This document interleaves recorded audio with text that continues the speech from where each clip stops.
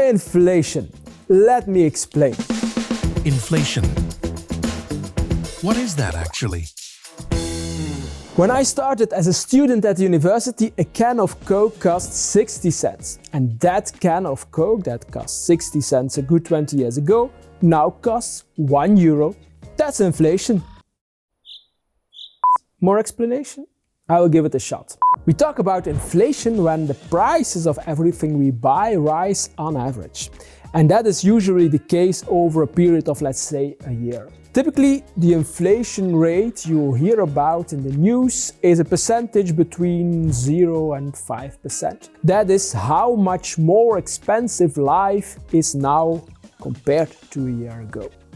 Every month with the index committee we assign a figure to it. This means that we collect the prices of a large group of products, pretty much everything that a family consumes, and calculate how much they cost.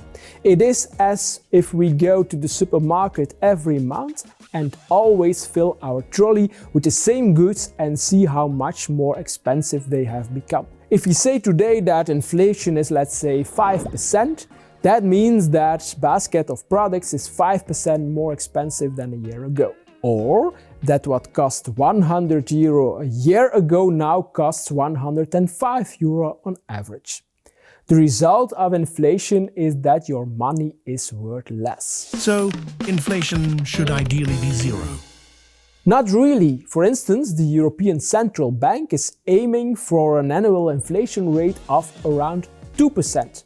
After all, you want to stay away from negative inflation because then people will put off their purchases in the hope that everything will become even cheaper and the economy will grind to a halt. Inflation is like food. Too little or too much is not good.